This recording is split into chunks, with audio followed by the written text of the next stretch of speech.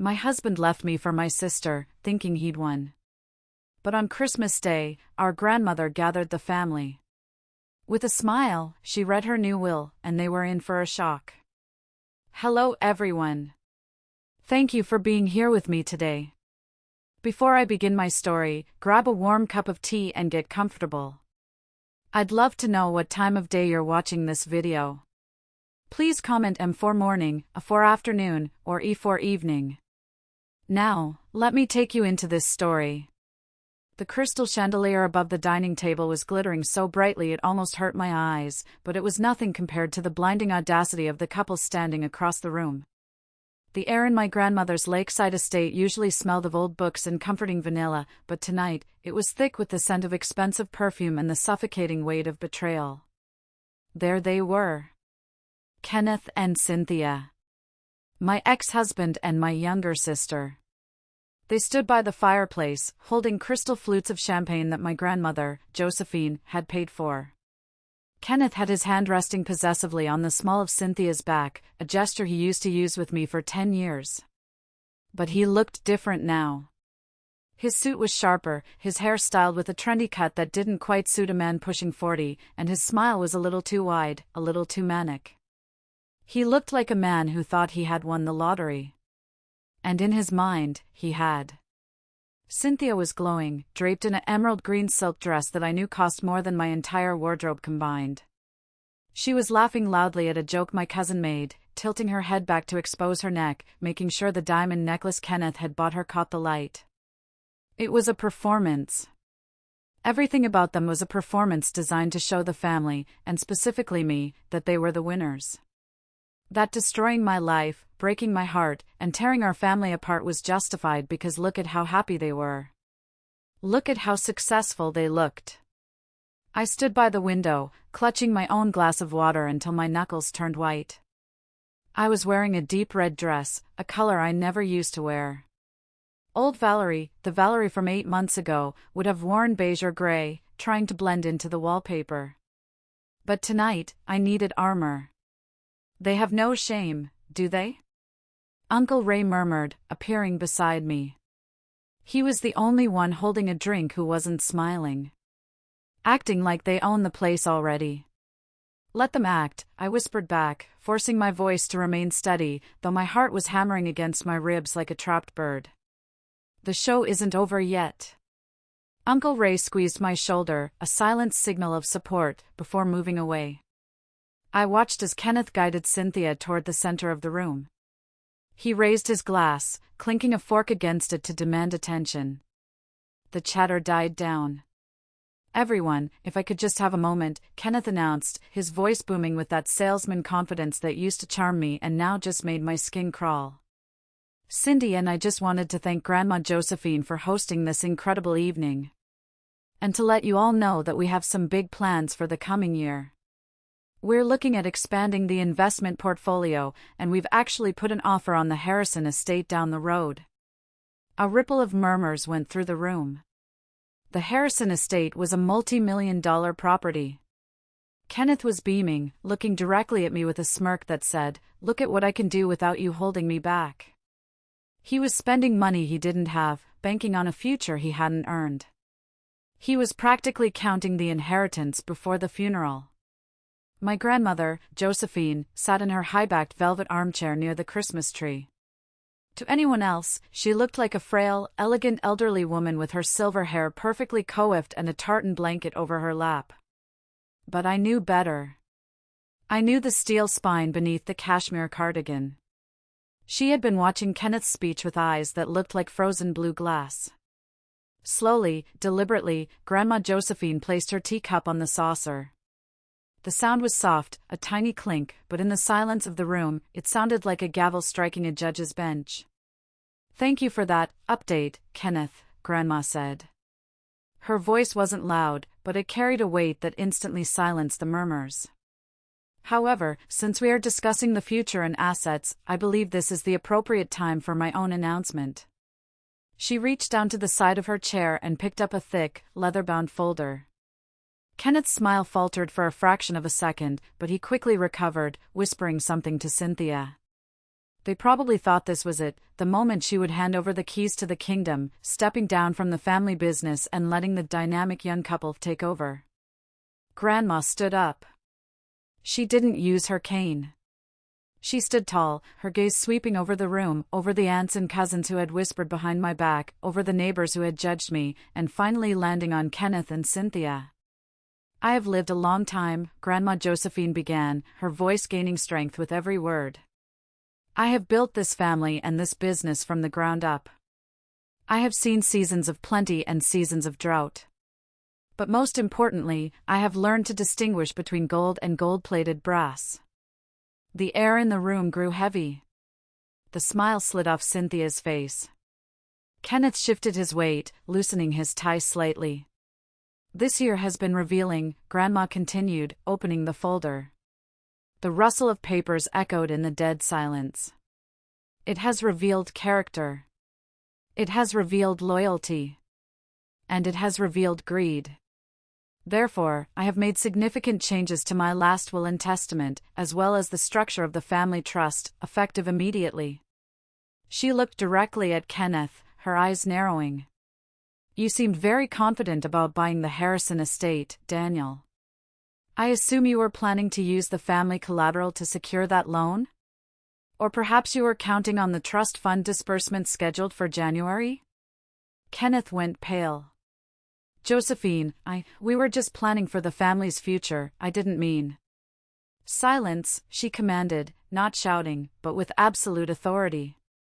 "I am speaking." She looked down at the document in her hand, a small, terrifying smile playing on her lips. "I think you all better sit down. Especially you, Kenneth. And you, Amanda. Because what I am about to read is going to change everything.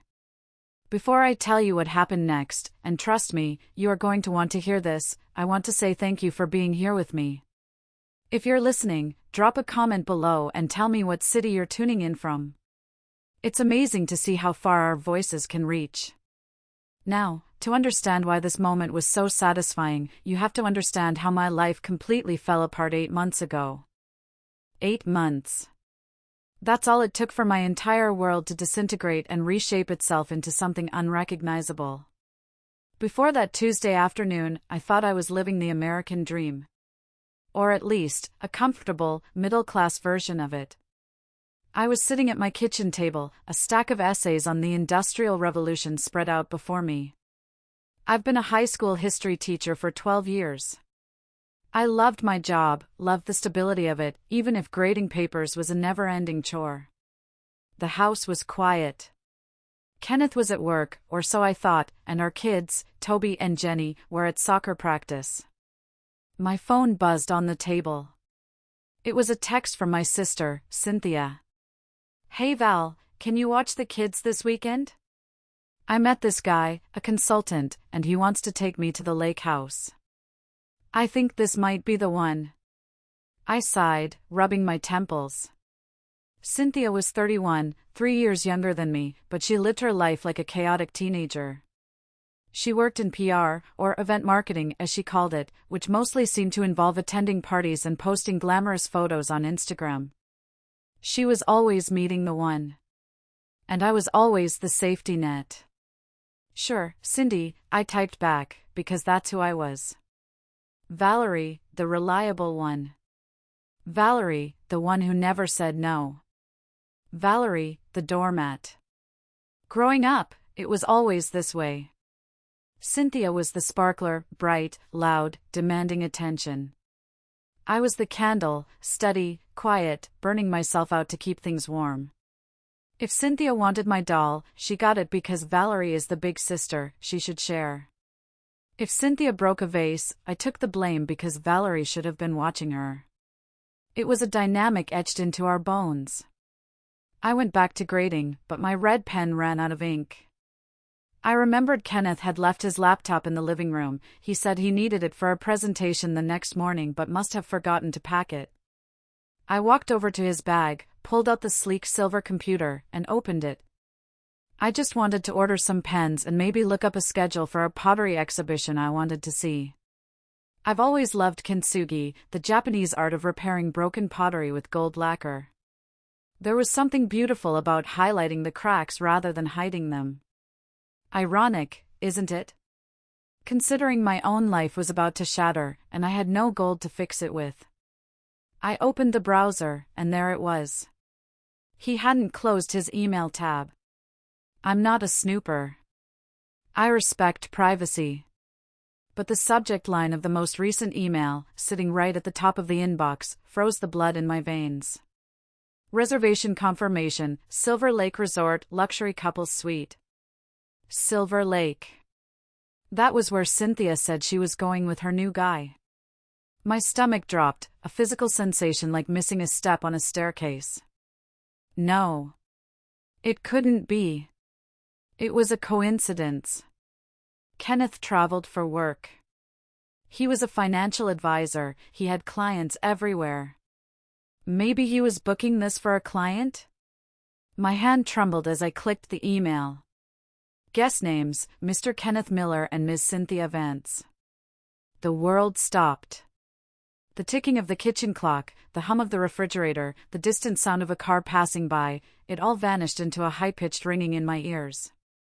Kenneth and Cynthia. My husband. And my sister. I felt like I was going to throw up. I sat heavily on the sofa, scrolling. I shouldn't have looked, but I couldn't stop. There were months of emails. Hotel bookings. Dinner reservations. And then, the chat log synced to the account. I read things no wife should ever have to read. Kenneth, I can't wait to be with you this weekend. Being home is suffocating. Val is just so boring. She talks about history and student loans. With you, I feel alive. Cynthia, don't worry, baby. Soon we won't have to hide. Once you get that bonus and we sort out the trust fund stuff, we can stop pretending. She doesn't have a clue. They were laughing at me. They weren't just betraying me, they were mocking me. They discussed me like I was an obstacle, a piece of old furniture that was in the way of their shiny new life. I sat there for hours. The sun went down, casting long, dark shadows across the living room floor. I didn't turn on the lights. I just sat there, holding the laptop, feeling the cold metal against my legs. When I heard Kenneth's car pull into the driveway, I didn't panic. I didn't scramble to hide the evidence. A strange, cold calm had settled over me. It wasn't peace, it was shock. It was the numbness before the pain. The front door opened. Val? Why is it so dark in here? Kenneth's voice was cheerful. He sounded like the man I had loved for 10 years. The father of my children.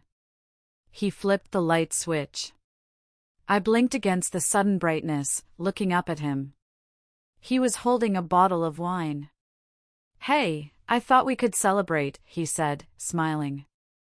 I had a great meeting today. I looked at the wine. Then I looked at the laptop screen, still glowing in my lap. I slowly turned the computer around so the screen faced him. The confirmation email for the Silver Lake Resort was bright and damning. Celebrate this? I asked, my voice sounding raspy, like I hadn't used it in years. Kenneth's smile didn't fade gradually. It vanished instantly, replaced by a look of terrified recognition. But then, almost as quickly, his expression shifted to something else. Something defensive. Something ugly. For a moment, the silence in the living room was absolute. I waited for the denial. I expected him to stutter, to claim it was a mistake, a prank, a booking for a client with a weird sense of humor. I was prepared for lies. I wasn't prepared for the truth. Kenneth set the wine bottle down on the entryway table with a heavy thud. He loosened his tie, his eyes cold as he looked at me. There was no remorse in his face. Instead, there was relief. Well, he said, letting out a short, sharp breath. I suppose that saves me the trouble of bringing it up. I felt like I'd been slapped. Bringing it up? You're sleeping with my sister, Kenneth. My sister. You were planning to bring it up like you're discussing a change in our insurance policy? Don't be dramatic, Valerie, he snapped, walking past me into the kitchen to pour himself a glass of water. The casualness of his movement enraged me. He was acting like I was the one being unreasonable. It's not just sleeping together. We're in love. We have a connection that I've never had with you. I stood up, my legs shaking. A connection? You have a connection with a woman who has been borrowing my clothes and stealing my toys since she was 5. And now she's stolen my husband. Kenneth slammed the glass down on the granite countertop. She didn't steal me, Valerie. I wanted to leave. God, you make everything so mundane. Look at you. You're content with your little teaching job, your little pottery hobbies, your coupons and your schedules. It's suffocating. You're suffocating. Tears pricked my eyes, hot and stinging. I built this life with you. I supported you when you were starting your firm. I paid the bills when you had no clients. I gave you stability.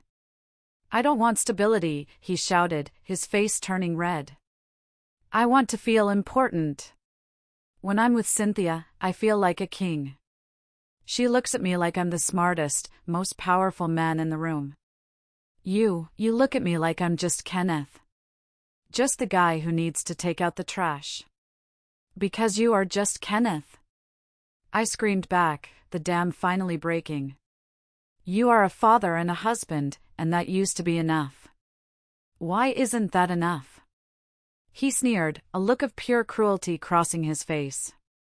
Because I deserve better than average. And Cynthia knows my worth. She appreciates the finer things. She has ambition. Ambition? I laughed, a harsh, jagged sound. She has an appetite, Kenneth. There's a difference. She wants what other people have. She doesn't want to build anything, she just wants to take. I'm leaving, he said abruptly, turning toward the bedroom. I'm packing a bag. I'm going to her place tonight. You can't just walk out on your children, I said, following him. Toby has a science fair next week. Jenny has dance recital. How are you going to explain this to them? We'll tell them we grew apart, he said, pulling a suitcase from the closet. He started throwing expensive suits into it, suits I had picked out, suits paid for with our joint funds. And don't you dare try to poison them against me. I have rights. I watched him pack, leaning against the doorframe for support. Does she know? Does Cynthia know you're coming? Of course, he said, zipping the bag shut. We talk about everything. He walked past me, bumping my shoulder, not even glancing back. The front door slammed, and the sound echoed through the empty house like a gunshot. I was alone. But the nightmare wasn't over. 5 minutes later, my phone rang. It was Cynthia. I stared at the screen, my hand hovering. Part of me wanted to smash the phone. But the other part, the part of me that was still the big sister, still couldn't believe she would do this. I answered. Valerie? Her voice wasn't apologetic. It was shrill, defensive. Ken just called me. He said you know. How could you? I whispered. Cindy, he's my husband. He's the father of your niece and nephew. Oh, stop the victim act, Val, she snapped. You know you two haven't been happy for years. You're just going through the motions. Ken was miserable. I saved him. You saved him? I repeated, incredulous. By sleeping with him behind my back for 6 months? We fell in love, she cried. We couldn't help it. And honestly, if you were a better wife, if you paid more attention to his needs instead of burying your nose in those history books, maybe he wouldn't have looked elsewhere. You always act so perfect, but you're cold, Val. You're boring. I'm your sister, I said, my voice breaking. Doesn't that mean anything to you? It means I know you, she retorted. I know you'll be fine. You're always fine. You're strong, independent Valerie. You don't need him. But I do. I need someone to take care of me. And Ken wants to do that. He's not a prize, Cynthia, I said, my voice hardening. He's a traitor. And so are you. Whatever, she huffed. Don't expect me to apologize for being happy. And don't try to turn the family against us. Mom and Dad always said you were the rigid one. They'll understand. She hung up. I stood in the center of my kitchen, holding the dead phone. I felt stripped bare. My husband thought I was boring. My sister thought I was cold. They had rewritten the history of my life to justify their betrayal. They had cast me as the villain in my own story so they could be the heroes of their romance. But as I looked around the house I kept clean, the house filled with photos of our children, the house paid for largely by my study teaching salary while Kenneth chased commissions, I realized something. I wasn't just sad. I was angry. A deep, volcanic anger was beginning to bubble up beneath the shock. They thought I was weak. They thought I would just cry and fade away. They were wrong. The next few weeks were a blur of humiliation. You think the betrayal is the hardest part? It's not. It's the noise. It's the way the betrayal echoes through your entire community, distorting everything. Kenneth moved straight into Cynthia's apartment downtown. They didn't even have the decency to wait.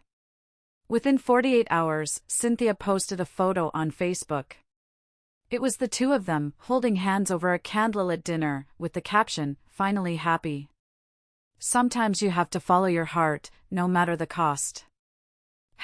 #new beginnings #true love. It made me physically ill. But what was worse were the comments. Mutual friends, people who had been to our barbecues, people whose kids played with mine, were heart-reacting. Someone commented, "You guys look amazing. So happy for you." I felt like I was living in the Twilight Zone. Did no one care that he was married? That he had left his children? Then the whispers started. I live in a relatively small suburb. Everyone knows everyone. I went to the grocery store a week after Kenneth left. I was standing in the cereal aisle, staring blankly at the boxes of Cheerios, trying to calculate if I could afford the name brand or if I needed to switch to generic, when I heard voices from the next aisle. I heard she was impossible to live with, a woman's voice said. I recognized it. It was Mrs. Gable, a neighbor 2 streets over. Kenneth told my Bob that she was emotionally abusive. Controlling. Checked his phone constantly, wouldn't let him spend his own money. Really? Another voice gasped. She always seemed so quiet. That's how they are, Mrs. Gable replied knowingly. It's the quiet ones. He said he felt suffocated. Said she let herself go and refused to be intimate. Honestly, Cynthia is a handful, but at least she's alive. You can't blame a man for wanting a little warmth. I abandoned my cart right there in the aisle and walked out of the store, shaking. They were spinning the narrative. Kenneth and Cynthia were preemptively striking, painting me as the frigid, controlling shrew so that their affair looked like a desperate escape rather than a selfish indulgence. They were weaponizing my privacy. Because I didn't air my dirty laundry, because I didn't post rants on social media, my silence was being used to confirm their lies. I went home and locked the door. I felt isolated, surrounded by a community that judged me for being the victim. But the emotional isolation was quickly overshadowed by a more pressing reality: money. I sat down to pay the bills. I logged into our joint checking account, the one we used for the mortgage and utilities. Balance, $14.50. I blinked, refreshing the page. That couldn't be right. There should have been at least $4,000 in there to cover the mortgage and the credit card bills. I checked the transaction history. On the day Kenneth left, there was a transfer.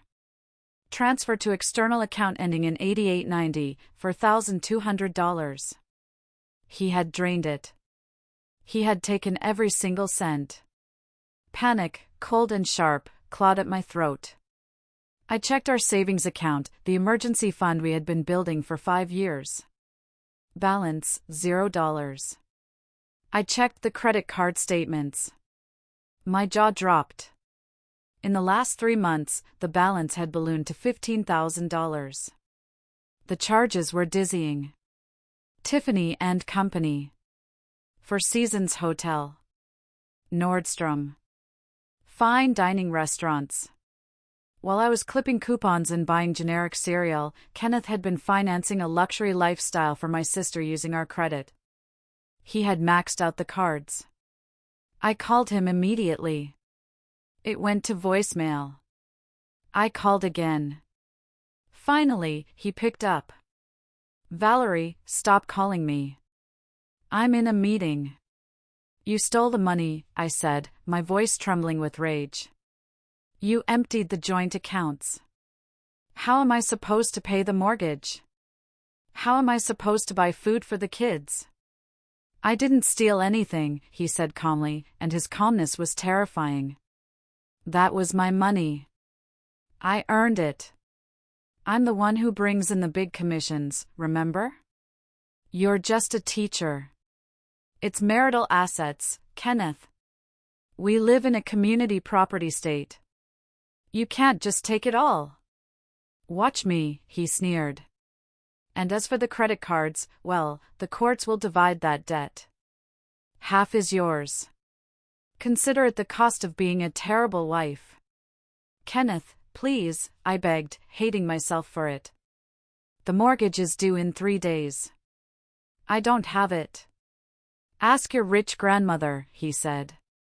Oh wait, she hasn't kicked the bucket yet, has she? Figure it out, Val. You're so smart. Figure it out. He hung up.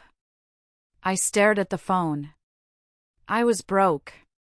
I was in debt. My reputation was in tatters. And the man who promised to love and cherish me was trying to starve me out. I needed a divorce lawyer. I needed to fight for custody. I needed to protect my salary. But lawyers cost money, money I didn't have. I looked at my children's school photos on the fridge. Toby, with his missing front tooth. Jenny, with her messy pigtails. They were innocent in this.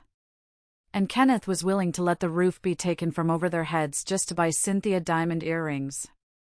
That night, I didn't sleep. I sat at the kitchen table, going through every single financial document I could find.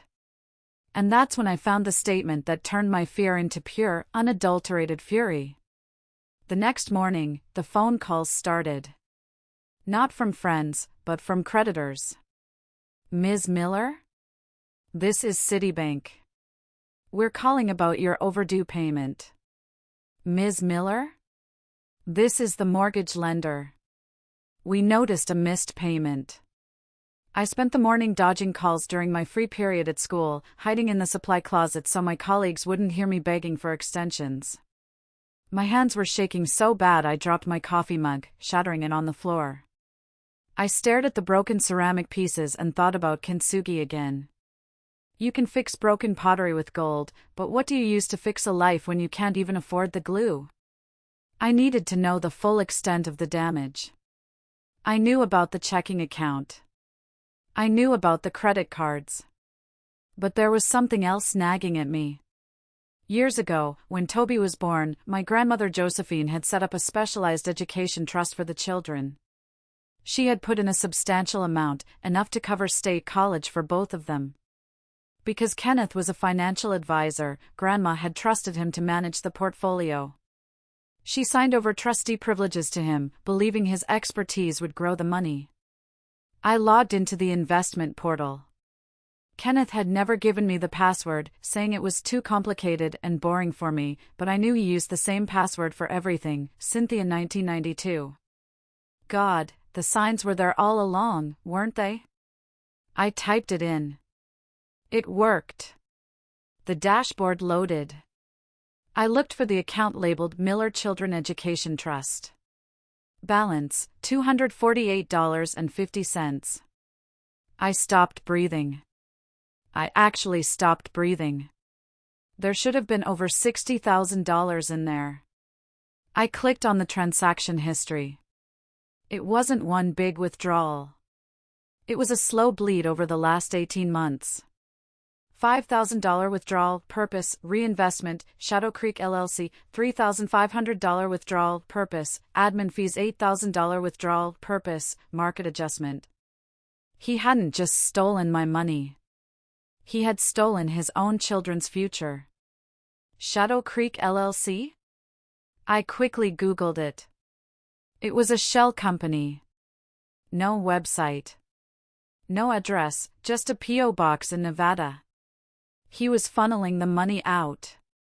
He was laundering our children's college fund to pay for his affair, his gambling, or God knows what else. The grief I had been feeling evaporated.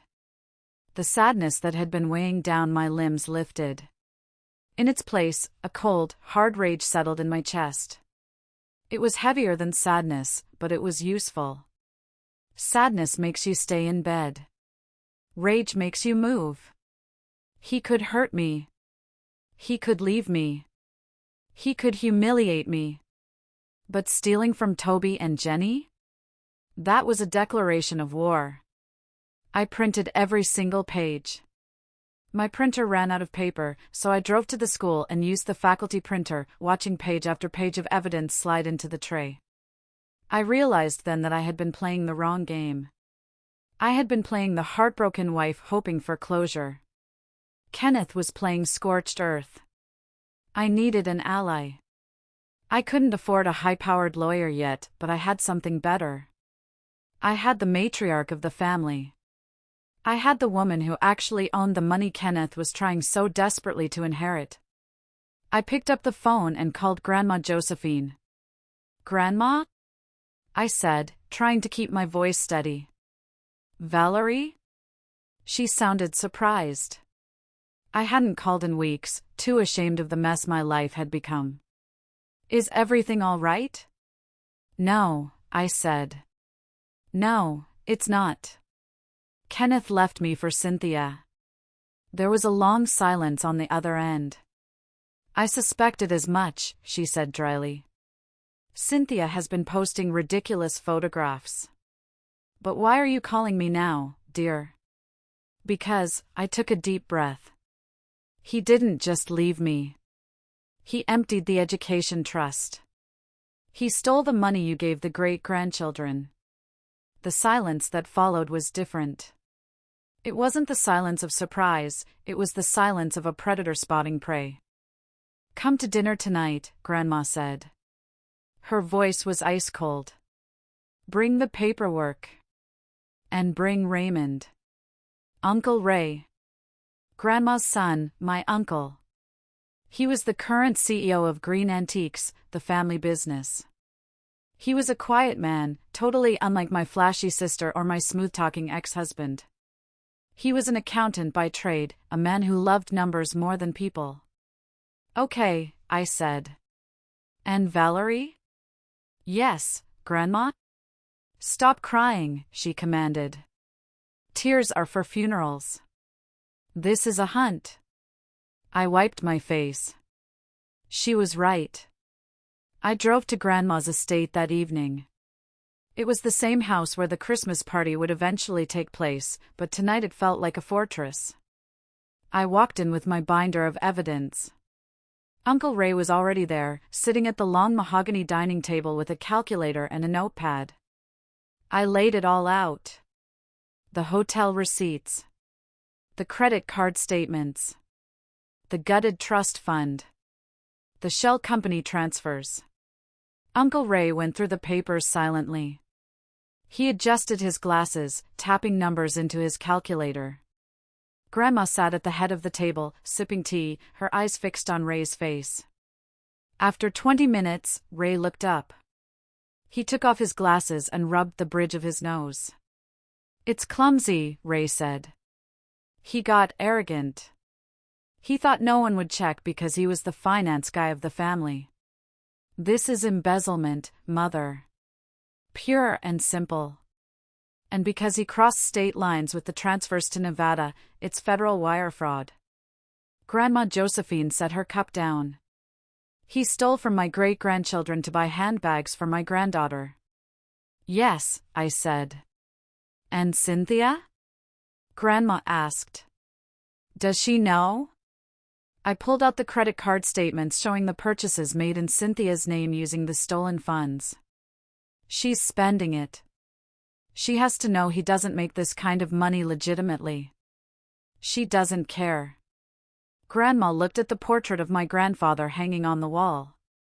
"I built this legacy to protect this family. Kenneth thinks he can dismantle it for sport." She turned to me. "Valerie, you need a lawyer. A shark. I will pay for it. Ray, call Mr. Sterling." But Grandma raised a hand, stopping me from thanking her. "We do not strike yet. If we sue him now, he will hide the rest of the assets. He will claim it was bad investments. We need him to feel safe. We need him to think he has won." "Why?" I asked. "Because," Grandma smiled, and it was the most terrifying thing I had ever seen. "When a man feels safe, he makes mistakes. Christmas is in 2 months. We will let him play his games until then." The meeting at Grandma's house shifted something in the atmosphere. Before, I was drowning. Now, I was treading water with a lifeline. Mr. Sterling, the lawyer Uncle Ray hired, was a man who looked like he smiled once a decade. He was expensive, sharp, and terrifyingly efficient. He listened to my story, looked at Ray's forensic accounting, and simply nodded. "We have him," Sterling said. "But Mrs. Green is right. We need to secure your position before we pull the trigger. We need to document everything. Record every interaction. Do not engage in arguments. Let him dig his hole." So, I began my double life. By day, I was the struggling single mom. I went to the food bank to get groceries because I genuinely had no cash left for food after paying the mortgage with the small loan Grandma gave me. I let the neighbors gossip. I let Mrs. Gable look at me with pity. I wore my old clothes. I didn't defend myself when people whispered that I was falling apart. By night, I was an investigator. I worked with Uncle Ray, digging through old tax returns, finding discrepancies in Kenneth's filings from years ago. We found out that Kenneth wasn't just stealing from us, he was leveraging his position in the family to get loans from Ray's business contacts, claiming he was the future CEO of Green Antiques. "He's been positioning himself to take over the company when I retire," Ray told me one evening, his voice tight with anger. "He's been telling the board members that I'm losing my touch, that Grandma is senile, and that he's the only one who can modernize the brand." "And Cynthia?" I asked. "She's his PR machine," Ray said. "She's been attending industry events, introducing him as the heir apparent. They aren't just stealing money, Val. They're trying to stage a corporate coup." It made sense. Kenneth didn't just want a new wife, he wanted an empire. And Cynthia wanted to be the queen. They needed me out of the way, and they needed Grandma to die or be declared incompetent. He asked me about Grandma's health again, I told Ray. When he came to pick up the kids, he asked if she was forgetting things. "He's building a case for competency hearings," Ray surmised. "He wants power of attorney." Every piece of information was fed to Grandma Josephine. She sat in her armchair, listening, nodding, her face unreadable. She played her part perfectly. When Kenneth called her, she acted frail. She pretended to forget names. She complained about being tired. "Oh, Kenneth," she would say on the speakerphone while Ray and I listened, holding our breath. "I just don't understand these new tax laws. I'm so glad I have you to handle the trust." "Don't worry, Grandma," Kenneth would say, his voice dripping with fake concern. "I'll take care of everything. You just rest." It was sickening. But it was working. Kenneth was getting bolder. But the hardest part wasn't the deception. It was the children. Because while we were playing 4D chess with legal documents, Kenneth was playing dirty with Toby and Jenny. He had visitation every other weekend. And because he had stolen our savings, he had money to burn. He became Disney Dad. He picked them up in a leased sports car. He took them to theme parks, bought them the latest video games, took them to 5-star restaurants. When they came home on Sunday evenings, the transition was brutal. "Why is the house so cold?" Jenny complained, dropping her new designer backpack on the floor. "Dad's apartment is warm. And he has a huge TV." "I'm keeping the heat down to save money, sweetie," I said, trying to help her with her coat. "Dad says you have money, you're just being mean," Toby said, not looking at me. He was 9, old enough to understand tension but young enough to be manipulated. "He says you want to punish him so you won't buy us stuff." "That's not true, Toby," I said, my heart breaking. "Dad and I have different budgets right now." "Aunt Cindy is nice," Jenny added, twisting the knife. "She let me try on her makeup. She says you're too strict. She says you need to loosen up."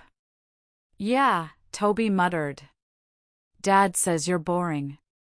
He says we're going to go live with him soon so we can have fun all the time."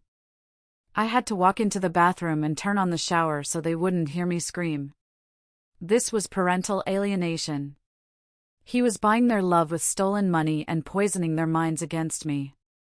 I wanted to shake them. I wanted to scream, "He stole your college fund.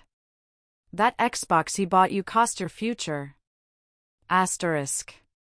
But I couldn't. Mr. Sterling had been clear. Do not disparage the father. The courts look down on it. Be the stability. Be the safe harbor. So I cooked them spaghetti with generic sauce. I helped them with their homework. I read them stories. I swallowed the insults they repeated from their father and aunt. I was the villain in their eyes right now. But I held on to Grandma's promise. Christmas. Christmas was coming. And the bill was coming due. November dragged on. The leaves fell, the air turned bitter cold, and my patience was wearing thin. The psychological warfare Kenneth was waging on the children was escalating. It wasn't just about buying them things anymore, it was about erasing me. One Wednesday, I went to pick up the kids from school. Toby walked out of the building holding a brand new iPhone. He was 9. I had explicitly told Kenneth, no phones until middle school. "Look, Mom," Toby said, showing it off. "Dad gave it to me so I can call him whenever I want. He says you might try to stop me from talking to him." I gripped the steering wheel. "Toby, we talked about this. You're too young for a phone." "Dad says you're just trying to control me," Toby shot back, his tone insolent. "He says you want to cut him out of our lives." "That is not true," I said firmly. "But there are rules." "Dad says rules are for people who don't trust their kids," Toby recited. It sounded exactly like Kenneth. Then came the Thanksgiving break. It was my year to have them for Thanksgiving, according to the temporary custody arrangement. I had planned a small, cozy dinner. Just me, the kids, and a turkey breast. 2 days before Thanksgiving, Kenneth called. "The kids want to come to Aspen with us," he said. No hello. No preamble. "It's my holiday, Kenneth," I said. "We have a court order." I know, he sighed, sounding exasperated. "But Cindy and I rented a chalet." Skiing, hot cocoa, the works. The kids are dying to go. Do you really want to be the bad guy who forces them to stay in that drafty house with dry turkey when they could be skiing? I looked at Toby and Jenny. They were watching me with wide, hopeful eyes. They had never been skiing. They looked so excited. If I said no, I was the witch. If I said yes, I was the doormat. Please, Mom? Jenny whispered. Aunt Cindy said she bought me a pink snowsuit. My heart shattered. He was using their happiness as a weapon. Fine, I whispered. You can go. Yes. Toby cheered. Thanks, Mom. You're okay. They left. I spent Thanksgiving alone, eating a sandwich over the sink, scrolling through Instagram seeing photos of my children building a snowman with Cynthia. Cynthia was wearing a white fur coat, looking like a snow queen. Kenneth was holding Toby on his shoulders. They looked like a perfect family. I was erased. I cried until I couldn't breathe. I felt like I was losing them. Not just physically, but emotionally. I was losing the battle for their hearts because I couldn't compete with the Disneyland fantasy Kenneth was selling. But then, a mistake. When they returned on Sunday, Jenny was quiet. She went straight to her room. I followed her. Did you have fun, sweetie? I asked. Jenny looked at me, her lip trembling. Aunt Cindy got mad. What happened? I accidentally spilled hot chocolate on the white rug in the rental, Jenny sniffled. It was an accident. But Aunt Cindy screamed at me. She said I was a clumsy little brat and that I was ruining everything. I stiffened. She yelled at you? Yeah, Jenny cried. And Daddy didn't do anything. He just told me to go to my room so Cindy could calm down. He said Cindy is under a lot of stress because of you. Because of me? He said you're trying to steal his money and that's why Cindy is stressed, Jenny sobbed. Mom, are you stealing Daddy's money? Rage, pure and hot, flooded my veins. They were screaming at my 7-year-old and blaming me for it. I pulled Jenny into my arms. No, baby. I am not stealing Daddy's money. Daddy and Cindy are just confused. But listen to me. No one is allowed to call you a brat. Not even adults. Okay? I wanted to come home, Jenny whispered. I missed you. You never scream when I spill things. I held her tight. The Disneyland fantasy had cracks. Kenneth and Cynthia were selfish people. Selfish people can act nice when things are going their way, but the moment there's a mess, the moment a child is inconvenient, the mask slips. I realized then that I didn't need to buy their love. I just had to be safe. I had to be the parent who was there when the hot chocolate spilled. It's okay, I soothed her. You're home now. That night, I called Uncle Ray. They're cracking, I said. Cynthia is losing her temper with the kids. Kenneth is blaming me for their financial stress. Good, Ray said. That means the money is running out. He's burned through the stolen cash faster than we thought. Is everything ready for the party? I asked. Yes, Ray said. Mr. Sterling has the documents prepared. The trap is set. I'm ready, I said. And for the first time in months, I meant it. December arrived with a vengeance, bringing snowstorms and the final act of our play. The invitation arrived in the mail. It was heavy, cream-colored cardstock with gold embossing. The annual Green Family Christmas Eve Gala. Hosted by Josephine Green. Kenneth got one too. I knew because he texted me immediately. Kenneth, see you at the party. Try to dress decent. My partners are going to be there. Don't embarrass me. The audacity was breathtaking. He was invited as a courtesy, as the father of the great-grandchildren, and he was already acting like he was the host. He invited his partners? He was treating this family gathering as a networking event for his fraudulent schemes. I was terrified. The thought of walking into that room, seeing them together, facing the extended family who all thought I was a bitter, frigid failure, it made me want to curl up in a ball. I called Grandma. I don't think I can do it, I confessed. Kenneth is bringing business partners. Cynthia has bought a dress that probably costs more than my car. I'm just the ex-wife. Valerie, Grandma said sharply. You are not the ex-wife. You are the granddaughter. You are the heir. You are the mother of the future generation.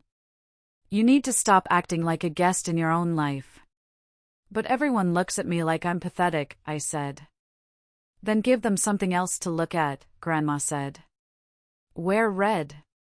Red? Red, she repeated. It's the color of war. It's the color of power. Do not wear black. Do not wear beige. Wear red. Walk in there with your head high. You know the truth. They are the ones walking on a trapdoor. You are the one holding the lever. Remember that. I went to the mall. I couldn't afford a designer dress, but I found a boutique that was closing down. I found it on the clearance rack. A deep crimson velvet gown. It was off the shoulder, fitted at the waist, and flowed to the floor. It was dramatic. It was bold. It was completely unlike me. I bought it. On Christmas Eve, I spent 2 hours getting ready. I put on makeup, real makeup, not just tinted moisturizer. I curled my hair. I put on the pearl earrings my grandfather had given me for my 16th birthday. When I looked in the mirror, I didn't see the tired teacher. I didn't see the broke single mom. I saw a woman who had survived hell. Toby and Jenny were dressed in their holiday best. Wow, Mom, Toby said, stopping in his tracks. You look like a movie star. You look pretty, Jenny said, touching the velvet of my dress. Like a queen. Thank you, I smiled, grabbing my purse. Let's go see Grandma. We drove to the lake house. The driveway was packed with luxury cars. Kenneth's leased BMW was parked right in the front, next to Cynthia's convertible. My heart started hammering again. This was it. The confrontation. I took a deep breath, inhaling the cold winter air. I thought about the text messages. I thought about the empty bank account. I thought about the college fund. I thought about Jenny crying over spilled hot chocolate. I wasn't doing this for me. I was doing this for them. I took my children's hands. Ready? Ready, they said. I pushed open the heavy oak doors and stepped into the warmth of the gala. The noise of the party hit me. Laughter, clinking glasses, jazz music. As I walked in, heads turned. Not because I was causing a scene, but because of the dress. Because of the confidence I was faking until I made it. I saw Kenneth across the room. He was laughing, holding court with a group of men in suits. He looked up. His eyes widened. He looked surprised, and then, for a split second, unsettled. Cynthia was next to him, in her emerald green dress. She saw me and her eyes narrowed. She whispered something to Kenneth, and he smirked, regaining his composure. They thought I was there to beg. They thought I was there to make a scene or to plead for money. They had no idea. I walked straight past them, not acknowledging their existence, and went to my grandmother. She was sitting in her chair, observing the room like a hawk. When she saw me, her stern face softened into a smile. Perfect, she whispered as I leaned down to kiss her cheek. The wolf is in the pen. And the hunter has arrived. Is everything ready? I asked. Lawrence Sterling is in the library, she said. The papers are signed. Tonight, we rewrite history. I stood up and turned to face the room. Kenneth was approaching me, a smug grin on his face, a glass of champagne in his hand. Valerie, he said, his voice loud enough for people nearby to hear. Glad you could make it. I was worried you couldn't afford the gas. He laughed at his own joke. Cynthia giggled. I looked him dead in the eye. Enjoy the champagne, Kenneth, I said coolly. It's the last thing you'll ever taste in this house. He frowned, confused. What is that supposed to mean? It means, I said, checking my watch, that it's almost showtime. And that brings us back to the moment where Grandma Josephine stood up, silenced the room, and opened the leather folder. The moment Kenneth's smug smile began to fade. The moment the trapdoor was unlatched. I think you all better sit down, Grandma had said. And now, she began to read. You would think that people who are about to walk the plank would feel the wood bending beneath their feet, but Kenneth and Cynthia were dancing on the edge of the abyss without a care in the world. The dining room at the Green estate was a masterpiece of old-world intimidation.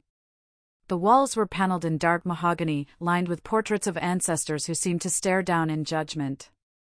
The long table was set with Grandma Josephine's finest silver, forks heavy enough to be weapons, and crystal glasses that caught the light of the chandelier. I took my seat next to Uncle Ray. Kenneth and Cynthia sat directly across from us. It was a strategic placement by Grandma. She wanted them to look us in the eye. She wanted to see if they would blink. They didn't.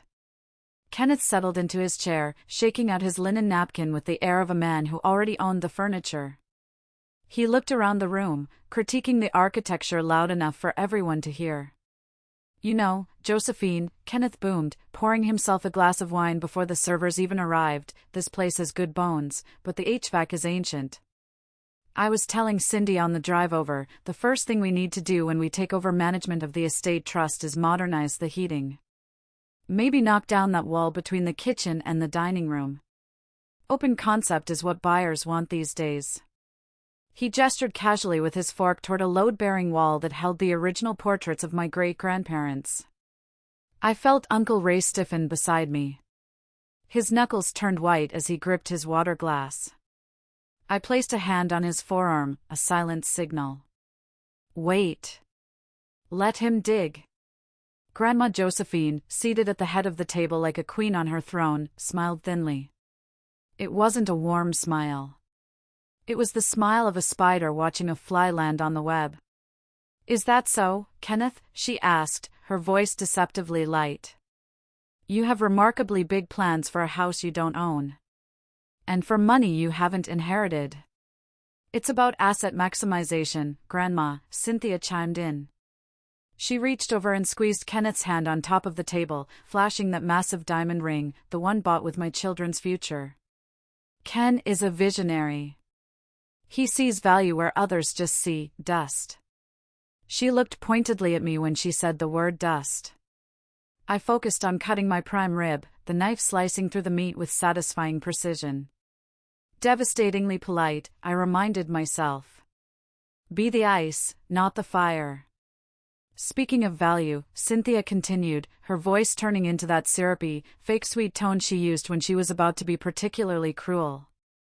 She reached under her chair and pulled out a small, rectangular gift bag. Valerie, I have a little something for you. Since it's Christmas. We should be the bigger people, right? We're a modern family now. The chatter at the table died instantly. My cousin Sarah, who had been laughing at Kenneth's jokes earlier, looked down at her plate. Everyone sensed the tension. That's very thoughtful, I said, my voice steady, though my heart was hammering against my ribs. I took the bag. It felt light. I pulled out the tissue paper and revealed a paperback book. It wasn't a nice novel. It wasn't a cookbook. It was a self-help book titled, Starting Over at 40, How to Find Love When Your Best Years Are Behind You. The silence at the table was deafening. I was 34, not 40. The insult was layered, calling me old, calling me washed up, implying that my life was over because her lover had left me. It was vicious. It was a public humiliation disguised as a gift. Cynthia covered her mouth with a delicate hand, feigning innocence, her eyes dancing with malice. Oh, I know you're not 40 yet, Val, but you know how you get tired. You've looked so exhausted lately. I thought it would help you prepare. You know, for the inevitable loneliness. Kenneth chuckled. He actually chuckled, a low, wet sound in the back of his throat. Cindy thought it was funny. Come on, Val, have a sense of humor. You always took everything so seriously. That was always your problem. No spark. I looked at the book. Then I looked at Cynthia. In the past, the old Valerie would have cried. I would have run to the bathroom to hide my shame. I would have let them see me bleed. But tonight? Tonight I had a grenade in my pocket, and they had just pulled the pin for me. I smiled. A genuine, bright, terrifying smile. Thank you, Cynthia, I said, placing the book gently on the table next to the crystal goblet. I'll keep it. It might come in handy for you sooner than you think. Did you know that statistics show second marriages starting from affairs have a failure rate of 75% within the first 2 years? And usually, the mistress loses her position the same way she got it. I leaned forward slightly. You might want to read the chapter on karma first. A few cousins gasped. Uncle Ray coughed to hide a laugh. Cynthia's face flushed a patchy red, her composure cracking for the first time. Excuse me, she snapped, her voice rising. Enough, Grandma Josephine said. Her voice wasn't loud, but it stopped the room cold. She wasn't eating. She was watching them with the cold, detached interest of a biologist observing bacteria in a petri dish. Kenneth, I understand you've been inquiring about the Green Antiques Board of Directors? Kenneth straightened up, sensing an opportunity to pivot back to business and regain his dominance. He puffed out his chest. Yes, Josephine. I've been looking at the numbers. Ray is doing a decent job, but you need fresh blood. I have ideas for leveraging the inventory for high-yield crypto investments. The antique market is dead. We need to liquidate the slow-moving assets and put that capital into blockchain. Crypto, Ray repeated, deadpan. You want to bet 100-year-old legacy on cryptocurrency? It's the future, Ray, Kenneth said condescendingly, waving his hand as if dismissing a child. You have to take risks to get rewards. That's why I'm successful. I take what I want. I don't ask for permission. You certainly do, Grandma said softly. You take exactly what you want. Regardless of who it belongs to. And honestly, Kenneth continued, emboldened by the wine and the silence of the room, Valerie owning shares is just a liability. She doesn't understand finance. She's a school teacher. She thinks net worth is a fishing term. When the transition happens, I'd be happy to buy her out. For a fair price, of course. Minus the debts she's racking up. I gripped my steak knife until my hand shook. He was talking about buying me out of my own family's company using money he probably intended to steal from the company itself. He was planning to erase me from my own legacy. Interesting proposal, Grandma said. She dabbed her mouth with her napkin. You believe you are the future of this family, Kenneth? I think the results speak for themselves, Kenneth said, leaning back, draping his arm around Cynthia's shoulders. We're the power couple. We're the ones moving forward. Valerie is, well, she's the past. Yes, Grandma said, her eyes hard as flint. The results certainly do speak for themselves. She signaled the waiters to clear the plates. The dinner ended. We moved to the living room for the festivities. Kenneth and Cynthia walked ahead, whispering and giggling, convinced they had dominated the conversation. They didn't see the look Grandma Josephine exchanged with Uncle Ray. It was the look of an executioner sharpening the axe. And that brings us to the fireplace. To the moment Grandma stood up. To the moment she opened the leather folder. The living room was warm, the fire crackling cheerfully in the hearth, but the atmosphere was 0 degrees Kelvin. "I think you all better sit down," Grandma repeated. Kenneth sat on the plush velvet sofa, legs spread wide, radiating confidence. Cynthia perched next to him, smoothing her emerald dress, looking bored. "I, Josephine Elizabeth Green, being of sound mind and body," Grandma read, her voice ringing out like a church bell, "do hereby revoke all former wills and codicils made by me." She looked up over her reading glasses, scanning the room. Article 1, the trust. Kenneth yawned. He actually yawned. He checked his watch, clearly wondering how long this old woman would ramble before he could get back to his champagne. "For the past 3 years," Grandma continued, holding the document steady, "I entrusted the management of the Miller Children's Education Trust to my grandson-in-law, Kenneth Miller. This trust was established to ensure that my great-grandchildren, Toby and Jenny, would have their futures secured. It was funded with an initial principal of $200,000. Kenneth's confident posture slipped. He uncrossed his legs. "Grandma, we don't need to do the legal mumbo-jumbo now. It's Christmas." Article 1, Section A, Grandma read over him, her voice rising in volume and intensity. "Due to gross fiduciary misconduct, embezzlement, and breach of trust, Kenneth Miller is hereby stripped of all trustee duties, effective immediately. Furthermore, a civil suit has been filed this morning to recover the sum of $248,000. The room gasped. It wasn't a polite gasp. It was the sound of 20 people sucking in air at once. My Aunt Martha dropped her wineglass, it shattered on the hardwood floor, but no one even looked down. "That's a lie." Kenneth shot up from the sofa.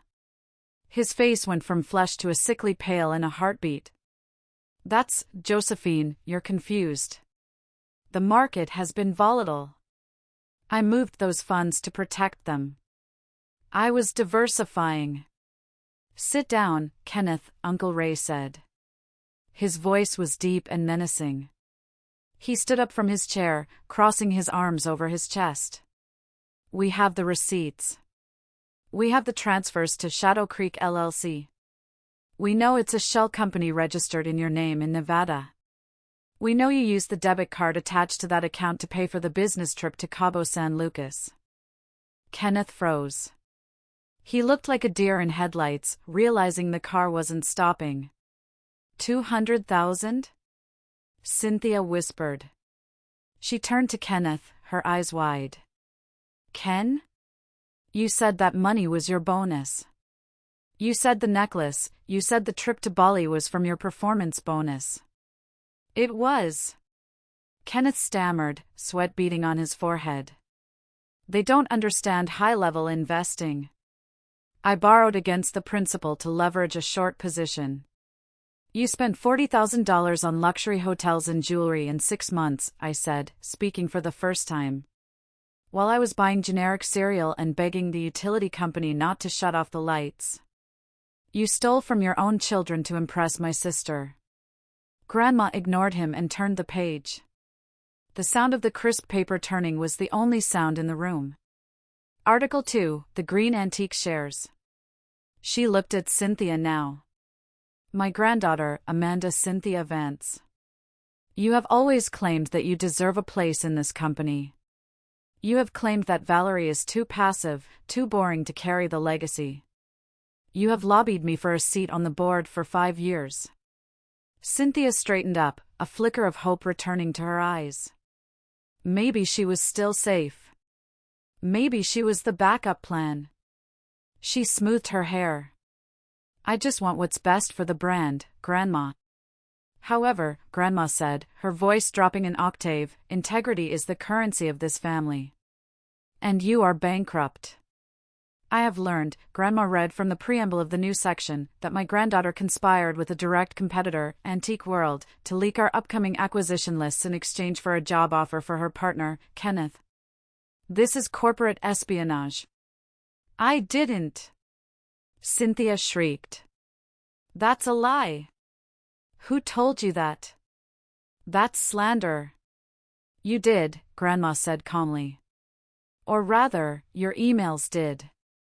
Did you really think you could use the company server to send those messages, you foolish girl? Did you think Ray wouldn't audit the outbox? Cynthia slumped back, her mouth opening and closing like a fish. The realization that her secret betrayal, her plan to sell out the family for a quick payday, was known, crushed her. Therefore, Grandma declared, I am removing Amanda Cynthia Vance from the list of beneficiaries entirely. You will receive no shares. You will receive no dividends. And the lakefront property that was earmarked for you, the property you and Kenneth were already measuring for drapes. Grandma paused. She looked at me. For the first time all night, her eyes were warm. They were filled with pride. The lakefront property, along with 60% controlling interest in Green Antiques, is hereby bequeathed to my granddaughter, Valerie Miller. To be held in her name, protected by a generational trust that no spouse can touch. The silence broke. What?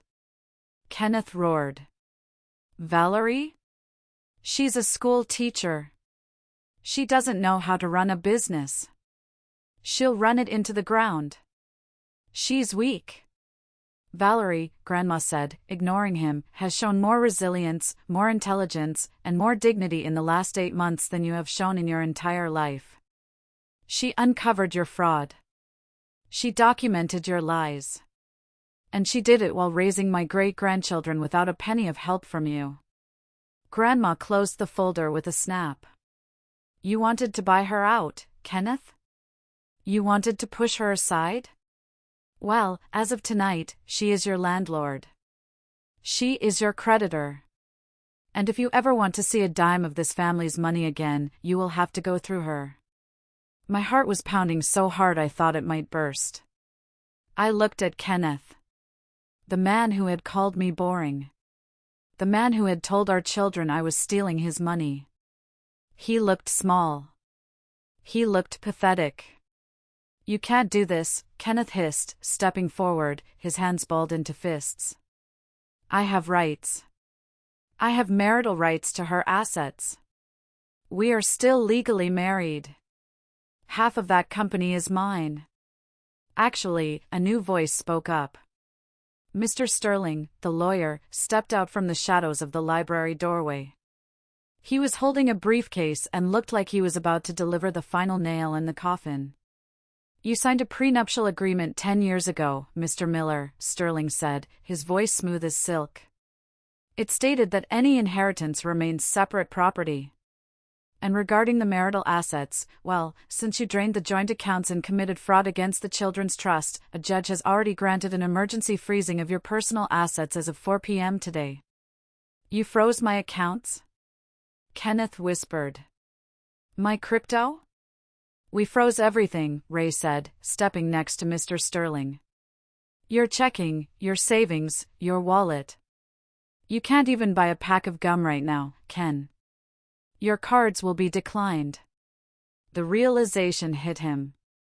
He wasn't just disinherited. He was broke. He was exposed. He was ruined. And then, Cynthia did the one thing I didn't expect. She screamed. It wasn't a scream of fear. It was a scream of pure, unadulterated entitlement. A tantrum of a toddler trapped in a 31-year-old woman's body. This isn't fair. Cynthia shrieked, jumping up so fast her chair toppled over backward with a crash that echoed like a gunshot. You can't do this to me. I am your granddaughter. I am the pretty one. I am the one who brings life to this family. Valerie is she's just a shadow. She's boring. She's nothing. She pointed a manicured finger at me, her face twisted into an ugly mask of rage, her makeup beginning to smear. You did this. You poisoned her against us. You've been whispering in her ear, playing the victim, crying about your little teaching job. I slowly stood up. The red velvet dress rustled softly. I didn't shout. I didn't scream. I felt that strange, cold calm wash over me again. It was the calm of someone who knows they are holding a royal flush while their opponent is bluffing with a pair of twos. I didn't have to whisper anything, Cynthia, I said, my voice cutting through her hysteria. You shouted who you were. You shouted it when you slept with my husband. You shouted it when you mocked me to my neighbors. You shouted it when you yelled at my 7-year-old daughter for spilling hot chocolate because you were stressed about money you didn't earn. She's a liar. Cynthia turned to the family, looking for allies. She looked at Aunt Sarah, who had always been her biggest cheerleader. Sarah, you know me. You know I wouldn't do that. Tell them. Aunt Sarah, who had been laughing at Cynthia's jokes an hour ago, looked down at her shoes, unable to meet her gaze. Actually, Cindy, stealing the kids' college fund? That's low. Even for you. It was an investment. Kenneth yelled, trying to regain control of the room. He stepped toward Grandma Josephine, invading her personal space. His face was red, veins bulging in his neck. He looked dangerous. You listen to me, old woman. You can't cut me out. I managed this portfolio for years. I know where the bodies are buried. I know about the tax shelters in Delaware. If you try to ruin me, I will drag this company through every regulatory agency in the state. I will audit you until you're dead. Uncle Ray moved fast, stepping between Kenneth and Grandma, his fists clenched. But I was faster. I stepped in front of Kenneth. I was shorter than him, but in that moment, I felt 10 feet tall. I looked up into his eyes I used to love, eyes I used to trust, and saw nothing but a frightened, angry child. You don't have any leverage, Kenneth, I said. You think you know where the bodies are buried? We are the ones holding the shovel. Those Delaware tax shelters? They were closed 5 years ago. Everything is clean. We audited ourselves last month. We are bulletproof. You, however, have wire fraud charges pending. Get out of my face, Val, he spat, spittle landing on my cheek. You're pathetic. You think because you have mommy and daddy's money now, you're special? You're still the same boring, unlovable woman I left. You're nothing without me. I am everything without you, I said. I am a mother who protected her children. I am a sister who kept your secrets for too long. And now? Now I'm the plaintiff. The plaintiff? He sneered. You don't have the guts. Mr. Sterling? I called out, not taking my eyes off Kenneth. Yes, Mrs. Miller? Sterling replied, stepping forward with his phone in hand. Please explain to my ex-husband what happens if he doesn't leave this property in the next 5 minutes. Certainly, Sterling said, checking his watch with exaggerated slowness. I have the sheriff's deputy parked at the gate. Given the scale of the theft, over $250,000, this is a felony. If you are still on the premises in 5 minutes, I will have you arrested for criminal trespassing. And then we will add the fraud charges on Monday morning. I believe the county jail is quite cold this time of year. Kenneth looked at Sterling. Then he looked at Ray, who was cracking his knuckles, looking ready to physically throw him out. Then he looked at the room full of family members who were staring at him with a mixture of horror and disgust. The air went out of him. The bluster, the arrogance, the king of the world persona, it all deflated. He realized he was surrounded. He turned to Cynthia. Come on. Let's go. Cynthia was crying now, mascara running down her face in black streaks. But my coat. My coat is in the coat room. It's a Burberry. Leave it. Kenneth snapped, grabbing her arm roughly. We're leaving. You're hurting me, she whined, pulling away. I said move. He shoved her toward the door. It was ugly. It was raw. The perfect couple who had walked in holding hands, sneering at everyone else, were now snarling at each other like trapped rats. As they reached the heavy oak doors, Kenneth turned back one last time. He looked at me. There was hate in his eyes, but also fear. Deep, gnawing fear. "This isn't over, Valerie," he said. "You'll regret this. I'll take the kids. I swear to God, I'll take the kids. The only thing I regret," I said, "is not doing this 8 months ago. Get out." He slammed the door. The sound echoed through the house, shaking the ornaments on the tree, a final punctuation mark to their reign of terror. The silence that followed was heavy. Then, Grandma Josephine let out a long sigh and sat back down in her chair. "Well," she said, smoothing her skirt. "That was unpleasant. But necessary." She looked at me. "Are you all right, Valerie?" I looked at the closed door. My hands were shaking, not from fear, but from the adrenaline crash. I felt light. I felt clean. "I'm fine, Grandma," I said. And for the first time in a year, it wasn't a lie. I'm actually really fine. If you are listening to this right now, and you are cheering for Valerie, do me a favor. Hit that like button and comment the number 1 down below. Let me know you're with me, that you stand against betrayal, and that you believe in karma. Your support keeps me going. Comment 1 now, and let's see what happened when the dust settled. The party didn't exactly continue after that. It's hard to go back to sipping eggnog and talking about the weather when you've just witnessed a family execution. But something shifted in the room. The atmosphere changed from tension to a sort of stunned reverence. Uncle Ray walked over to the large flat-screen TV mounted above the fireplace in the adjacent lounge. He plugged in a USB drive. For anyone who thinks this was harsh, Ray announced to the lingering guests, his voice grave, or for anyone who might be tempted to believe Cynthia's version of events later, because we all know she will spin a story, look at this. We want total transparency. He clicked a button. Images filled the screen. It was a slideshow of evidence. Not boring spreadsheets, but the visual proof of their greed. It was undeniable. Slide 1, a photo of Kenneth and Cynthia in a private cabana in Bali, dated 3 months ago.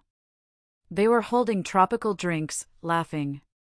The caption from Kenneth's private cloud account read, "Living the dream on the company dime." #bonus life. Slide 2, a split screen. On the left, a scanned copy of the withdrawal slip from the Children's Trust Fund, specifically earmarked medical emergency.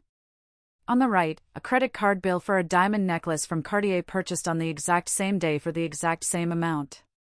Slide 3, an email from Cynthia to a rival PR firm, badmouthing green antiques. "My grandmother is losing her touch. The company is bleeding. If you hire Kenneth, we can bring over the client list."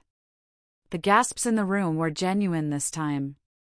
My cousin Sarah, the one who had been sympathetic to Cynthia earlier, walked over to me. She looked ashamed, wringing her hands. "Val," she said, her voice quiet. I didn't know. Cindy told me you cut Ken off from his own money. She said you were starving him out. She said you were obsessed with revenge." "He told everyone that," I said, sipping a glass of water. "It's called projection. He accuses me of doing exactly what he is doing to me." "I'm so sorry," Sarah said, tearing up. "I shouldn't have listened. You've always been the good one.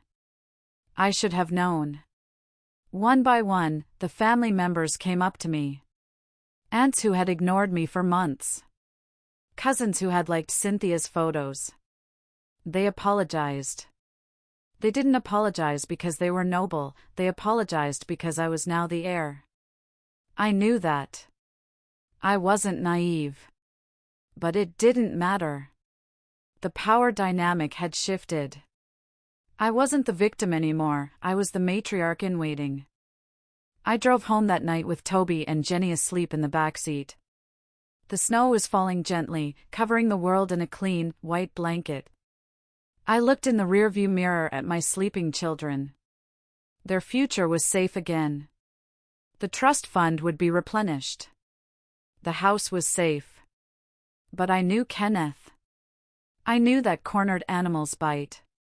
He wouldn't just walk away. The next few days were quiet. Too quiet. I kept the kids home from their winter break activities, sensing that Kenneth might try something. Then, school started back up in January. On the first Tuesday back, I was at the Green Antiques office, helping Uncle Ray sort through the aftermath of the Antique World leak, trying to salvage our client relationships. My phone rang. It was the school principal. Mrs. Miller? Her voice was tight. You need to come to the school immediately. Mr. Miller is here. He's trying to check Toby and Jenny out of school early. My heart stopped. He can't. It's not his custodial day. I told him that, the principal said. He's making a scene. He says he has a court order pending and that he has the right to take them for a trip. Don't let him take them, I shouted, grabbing my keys. I'm on my way. Call the police if you have to. I drove like a maniac. My hands were shaking on the steering wheel. This was it. He was trying to take them. He was trying to run. When I pulled up to the elementary school, I saw Kenneth's BMW, the one he hadn't lost yet, parked crookedly in the fire lane. He was standing outside the main office doors, arguing with the school security guard. He looked unhinged. His hair was messy, his coat unbuttoned. He wasn't the slick businessman anymore, he was a desperate man. They are my children. Kenneth was yelling, pointing a finger at the guard. You can't keep them from me. I'm their father. I jumped out of the car. Kenneth. He spun around. When he saw me, his eyes narrowed into slits. You, he growled. You turned them against me. I tried to call Toby on the phone I gave him, and he didn't answer. I took the phone away, I said, walking up to him, placing myself between him and the school doors. Because you were using it to manipulate him.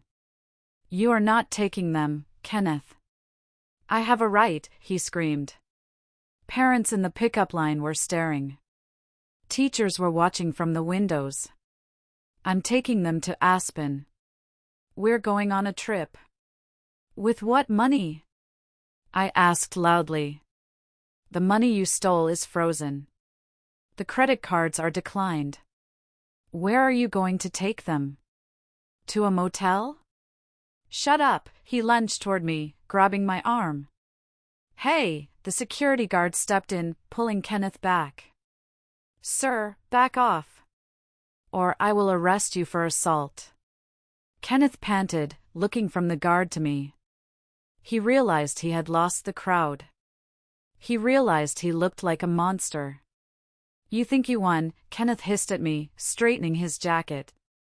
But you haven't seen my lawyer yet. I filed the motion this morning. Emergency custody. I'm claiming you're unstable. I'm claiming you're alienating me. And I'm going to win. Go ahead and file, I said, my voice shaking with adrenaline but firm. But you better check your email, Kenneth. Mr. Sterling sent you a settlement offer. It expires in 24 hours. I don't want your settlement, he spat. I want everything. He got in his car and peeled out of the parking lot, tires screeching. I rushed inside. Toby and Jenny were sitting in the principal's office, looking terrified. Mom! Jenny cried, running to me. Daddy was yelling. We heard him yelling. It's okay, I said, hugging them both until my arms hurt. He's just having a bad day. You're safe. But I knew we weren't safe. Not yet. Kenneth was escalating. He was dangerous. I needed to end this. I called Mr. Sterling from the car. He tried to take them, I said. I know, Sterling said. He filed the motion. He's claiming you're hysterical and financially abusive. We have a hearing scheduled, but… Valerie, court is a gamble. Even with the theft, judges sometimes hesitate to strip custody completely without a criminal conviction. Then we get a conviction, I said. Or we get a confession. He wants a meeting, Sterling said. Tomorrow. Riverside Cafe. He thinks he has leverage because of the scene at the school. He thinks he scared you. He did scare me, I said, looking at my children in the rearview mirror. And that was his mistake. Because a scared mother is the most dangerous creature on earth. The Riverside Cafe was a neutral ground, bustling with the post-holiday crowd, the smell of roasted coffee beans and cinnamon hanging in the air. It was a place for first dates and business meetings, not for the dismemberment of a marriage. Kenneth was sitting in a booth in the back, wearing sunglasses indoors. He looked terrible. His skin was sallow, his designer suit looked rumpled as if he had slept in it, and he was jittery.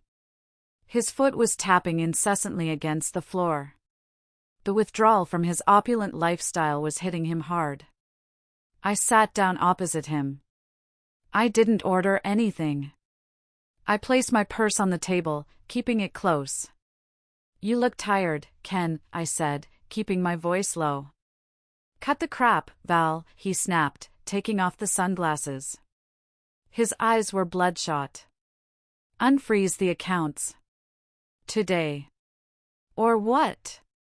Or I take the kids, he said, leaning forward. I have a lawyer, a shark who works on contingency. We'll paint you as a vindictive, unstable woman who turned her rich family against the poor, loving father. Juries hate rich women who keep dads away from their kids. I'll tell them you brainwashed Toby. I'll tell them you threatened Cynthia. You don't want the kids, Kenneth, I said calmly. You don't even know their teachers' names. You don't know Jenny's shoe size. You don't know that Toby is allergic to penicillin. You just want the money. You want the leverage. I have a right to my lifestyle, he hissed, looking around to make sure no one was listening. I earned that money. I managed that trust. I grew it. You and your grandma, you just sat on it. You drained it, I corrected. To $248.50. Do you know what that buys, Ken? It buys about 3 textbooks. That's it. You stole their future to buy Cynthia a bracelet she probably pawned yesterday. I was going to put it back, he said, desperate, his voice cracking. Once the crypto spiked, I was going to put it back with interest. You ruined it. You froze it right before the market turned. It's your fault the money is gone. It's always someone else's fault, isn't it? I reached into my purse. Kenneth flinched, maybe thinking I had a weapon. In a way, I did. I pulled out a small black device. A digital recorder. The red light was already blinking. What is that? He asked, his eyes widening. I'm recording this, I said. In our state, only one party needs to consent to a recording.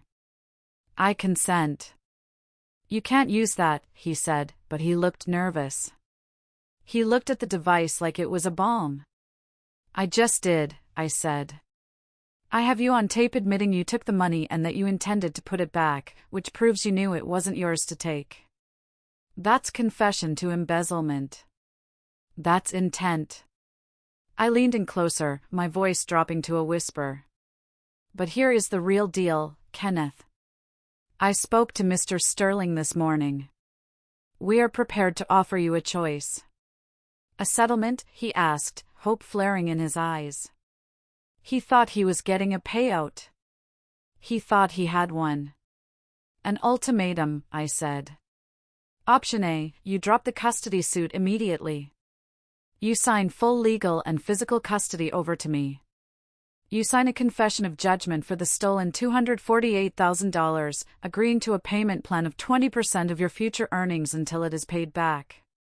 In exchange, we do not file criminal charges with the FBI for wire fraud. We keep it civil. You stay out of jail. And option B? He asked, swallowing hard. Option B, I said, my voice devoid of emotion. We hand this recording, along with the bank transfers to Nevada, to the district attorney. You go to prison for minimum 5 years. You lose your financial license permanently. You become a felon. And you never see your children again because no judge gives custody to a father in a federal penitentiary. Kenneth stared at me. He looked at the recorder. He looked at the bustling cafe, realizing his world had shrunk down to this tiny, plastic booth. He realized that the shark lawyer he bragged about probably didn't exist, or wouldn't work for free once he knew the accounts were frozen. What about the alimony? He asked weakly. I have expenses. Cynthia, she's demanding things. Cynthia is not my problem, I said. You get no alimony. You committed financial infidelity. The prenup holds. You leave with your clothes, your car, assuming you can make the payments, and your freedom. That is the only gift you are getting. He sat there for a long time. I watched the wheels turn in his head. He was calculating. He was looking for a loophole. But there were none. Where do I sign? He whispered. I slid the papers across the table. Right here. And here. He signed. His hand shook, the pen scratching loudly against the paper. He signed away his rights to terrorize me. He signed away his claim to the money. He signed his surrender. One more thing, I said, taking the papers back and checking the signatures. Tell Cynthia that if she ever contacts my children again, I will file a restraining order so fast her head will spin. She is not an aunt. She is a stranger. Kenneth didn't look up. He was staring at the table. She won't. She's not happy with me right now anyway. She says I tricked her. Imagine that, I said, standing up. Trouble in paradise when the credit card gets declined. I walked out of the cafe. The winter air hit my face, and I felt like I could fly. It was over. The legal battle, the fear, the sleepless nights. I had won. But for Kenneth and Cynthia, the nightmare was just beginning. They were about to find out that rock bottom has a basement. When money walks out the door, love often flies out the window, especially when that love was built on a foundation of greed. In the weeks following the settlement, I didn't have to do anything to punish them. Karma took over. First, Kenneth lost his job. Word of the misunderstanding with the trust fund spread through the local financial community. Uncle Ray made sure of that. He didn't slander Kenneth, he just told the truth to a few key board members at the country club. In the finance world, reputation is everything. No firm wanted to hire a man who had been accused, even quietly, of dipping into client funds. He was blacklisted. Without his high salary, the lease on the sports car was repossessed. I saw it happen. I was driving past his apartment complex on my way to the grocery store, and I saw the tow truck hooking up his beloved BMW. Kenneth was standing in the parking lot in his pajamas at 2 p.m., yelling at the driver, waving his arms. It was a pathetic sight. And Cynthia? Well, Cynthia learned the hard lesson that being the other woman is only glamorous when the man is rich. They were forced to move out of her trendy downtown apartment because they couldn't afford the rent. They moved into a dingy, one-bedroom walk-up on the bad side of town. It was the kind of place with peeling paint and flickering streetlights. The walls were thin. I know this because my cousin, the one who lived in the building next door, gave me regular updates. They scream at each other all night, my cousin told me over the phone, sounding equal parts horrified and gleeful. I heard Cynthia yelling that he tricked her. She screamed, "You told me you were rich." You told me we were going to travel. You promised me Paris. And Kenneth yelled back, you spent it all. You bloodsucker. You drained me dry. You're the reason I'm in this mess. It was the classic collapse of a narcissistic relationship. Without a common enemy, me, or a common goal, money, they turned on each other. They were two scorpions in a bottle. Then came the incident. It was late February. I was grading papers at home, my new home, by the way. After the settlement, I decided to move into the lake house full-time. Grandma insisted. She said the house needed life, and the kids loved it there. My phone rang at 11 p.m. It was the police station. Mrs. Miller? The officer asked. Ms. Vance, I corrected automatically, using my maiden name. What is it? We have your sister, Amanda Cynthia Vance, in custody. For what? I asked, stunned. Drunk driving? Domestic disturbance, the officer said. Neighbors called 911. Apparently, there was an altercation between her and Mr. Miller. She threw a toaster at him. I shouldn't have laughed. Violence isn't funny. But the image of my fashion-obsessed sister, who used to cry if she broke a nail, throwing a kitchen appliance in a squalid apartment was so absurd it bordered on tragic comedy. Is he hurt? I asked. Minor cuts. He's not pressing charges, but we have to hold her until she cools down. She called you. She doesn't have anyone else. Her parents, your parents aren't answering. Our parents had been devastated by the whole affair.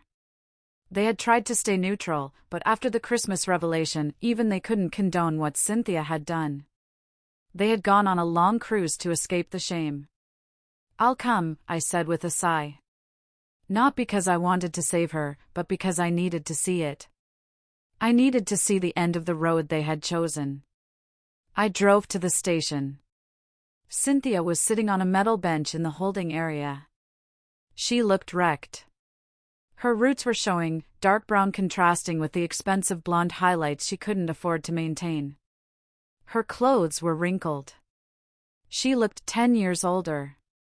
When she saw me, she didn't glare. She didn't shout. She just slumped. He found someone else, she whispered when I sat down, keeping a safe distance. Kenneth? He's messaging women on dating apps, she said, her voice hollow. He tells them he's a victim of a bitter ex-wife who stole his fortune. He's looking for the next meal ticket. He told me I'm high maintenance and that I'm dragging him down. He told me I was just fun for a while. She looked at me, tears streaming down her face. I gave up everything for him, Val. I lost my family. I lost my job because of the rumors. I have nothing. And now he's cheating on me.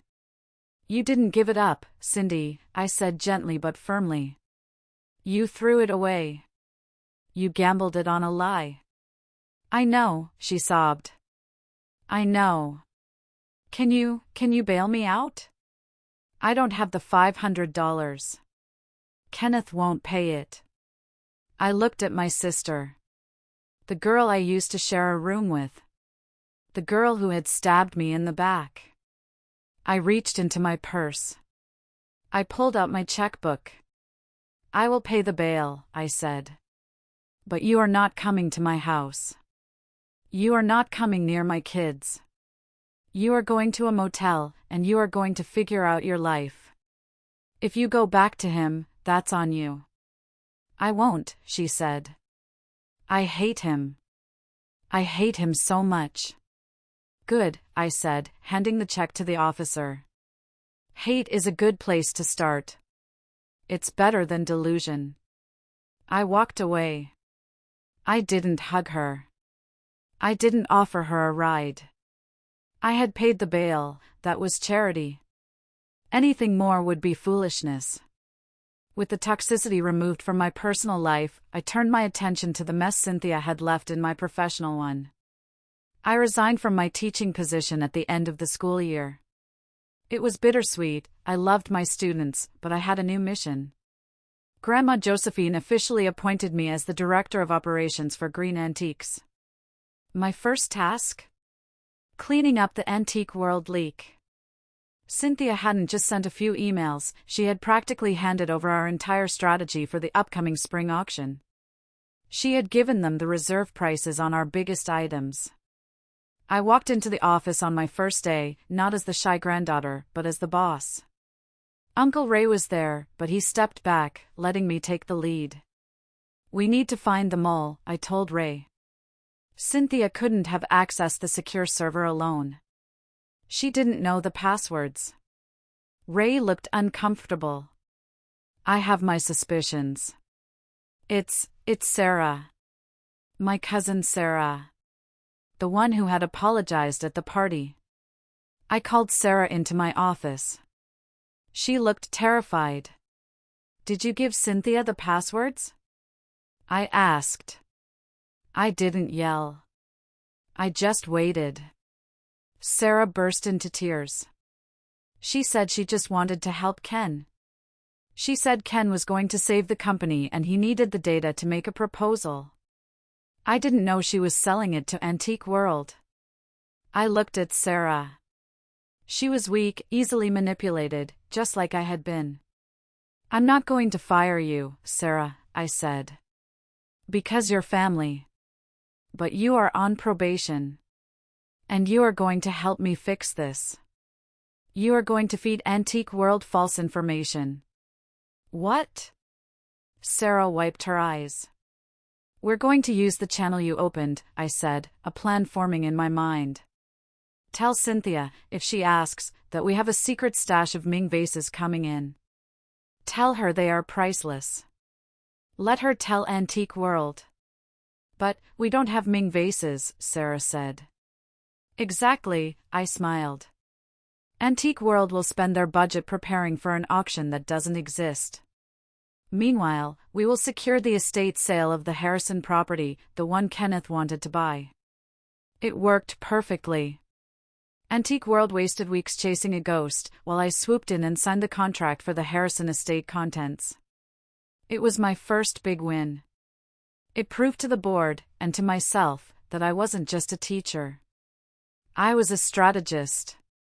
Meanwhile, life at the lake house was healing. I used the dividends from the company, money that was rightfully mine, to renovate the lake house. But I didn't make it flashy like Kenneth wanted. I didn't tear down walls or put in marble floors that were too slippery for socks. I made it a home. I expanded the kitchen so we could bake cookies together. I built a studio in the back for Jenny to paint.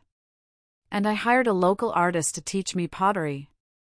I finally took that kintsugi class I had wanted to take before my life fell apart. One afternoon, sitting at the wheel, feeling the wet clay between my fingers, I realized something. The clay has to be centered before you can shape it. If it's off-center, it wobbles. It collapses. For 10 years, my life had been off-center because I was revolving around Kenneth.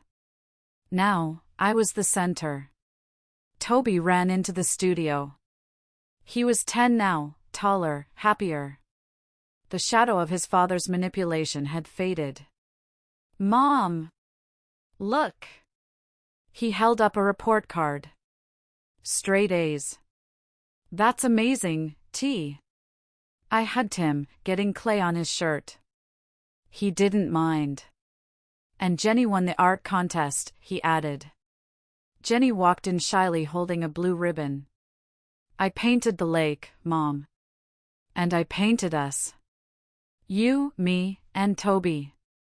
And Grandma? I asked. And Grandma, she nodded. And Uncle Ray. Where's Dad in the picture? I asked gently. Jenny looked at her shoes. I didn't have room, she said. I looked at them. They were thriving. They weren't asking for iPads or designer clothes. They were catching frogs down by the water. They were reading books. They were safe. We were sitting on the deck one evening, watching the sunset painted across the water in strokes of orange and purple. Grandma Josephine was with us, wrapped in a shawl, sipping her tea. "You've done well, Valerie," she said softly. "I had good help," I said, squeezing her hand. "No," she shook her head. "I gave you the sword, but you swung it. You saved this family." "I just wanted the truth," I said. "And you got it," she replied. "You know, Kenneth called me yesterday." I stiffened. "He did?" "He wanted to reconnect. Said he missed us. Asked if there was any chance of a small loan to help him start a new venture. Something about NFTs. I laughed. I couldn't help it. "What did you say?" "I told him that the Bank of Josephine is closed permanently," she smirked. "And I told him that if he calls again, I'll forward the call to Mr. Sterling." He hung up very quickly. We laughed together. The fear was gone. He was just a ghost now. A cautionary tale. Spring turned into summer. The lake house was full of life. We had barbecues on the weekends. Uncle Ray taught Toby how to fish. Jenny covered the fridge in drawings. But there was one loose thread. Cynthia. She had been quiet for months. No social media posts. No calls. I knew she was working as a receptionist at a dental office, a humble job for someone who used to brag about VIP events. She was living in a small studio apartment, taking the bus because she had sold her car to pay off her credit card debts. One day, a package arrived at the door. No return address. Inside was a small box. I opened it. It was the forgiveness bracelet she had tried to give me at the Christmas party. The cheap metal one that I had mocked. There was a note. "Val, I know I can't give this to you. I don't deserve to ask for forgiveness. But I found this in my stuff when I was moving, and I couldn't look at it. It made me sick. I was so cruel. I was so jealous of you. I wanted what you had because I didn't think I could get it on my own. I thought if I took Kenneth, I would take your life. I was wrong. You made the life, not him. I'm sorry. Cindy." I held the bracelet. It was trash, really. But the note felt real. It lacked the defensive tone she usually had. I didn't call her immediately. Trust is a fragile thing. But a week later, I was driving past the dental office where she worked. I saw her walking to the bus stop. It was raining.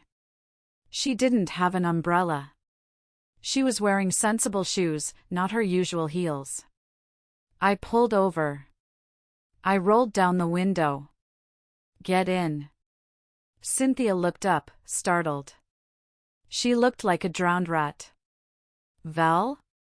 Get in before you ruin the upholstery," I said. She got in. She smelled like rain and cheap peppermint. "I got your note," I said, driving. "I meant it," she said quietly. "I really am sorry. About the kids. About the money. About everything. Where is Kenneth?" I asked. "Chicago," she said. "He moved back in with his mom. He sends me nasty texts sometimes, blaming me for his life. I blocked him." "Good," I said. "Why did you pick me up?" she asked. "Because you're my sister," I said. "And because it's raining. Don't read too much into it." Can I see the kids?" she asked, her voice trembling. "No," I said instantly. "Not yet. Maybe not for a long time. You hurt them, Cindy. You screamed at them. You made them feel unsafe. You have to earn that back." "How?" "By being consistent," I said. "By keeping a job. By staying away from guys like Kenneth. By being a person. I dropped her off at her apartment. It was a small, brick building. Not fancy, but clean. "Thanks for the ride," she said. "Cindy?" I called out before she closed the door. "Yeah?" I liked the note. It was honest. She smiled, a small, sad smile. "It's all I have left." It wasn't a full reconciliation. It wasn't a movie ending where we hugged and cried. But it was a start. It was the first layer of gold lacquer on the broken bowl. October brought a surprise that I never saw coming.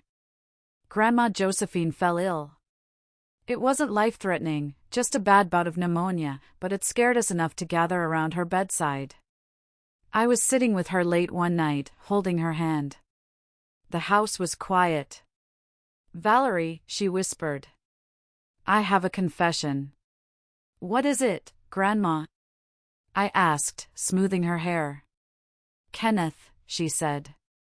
"The job offer in Chicago. The one he was bragging about before the crash. The one he thought he was going to get." "Yeah?" "He didn't find that on his own," she chuckled, causing her to cough. "I set it up." I stared at her. "What?" "I knew about the affair before you did," she admitted. "I saw the way they looked at each other at the Easter brunch. I saw the text messages on his phone when he left it on the table. I didn't want to believe it." "Why didn't you tell me?" "I needed to know if he would leave you," she said. "I needed to know if he was just a cheater, or if he was a danger to the legacy. So, I had an old friend of mine, a headhunter, reach out to him. Offered him a dream job in Chicago. High salary, big bonus. But there was a catch. The job required him to be single. Or at least, to move alone. And? He took the bait, Grandma said. He told the headhunter he was in the process of divorcing. He told them he had no attachments.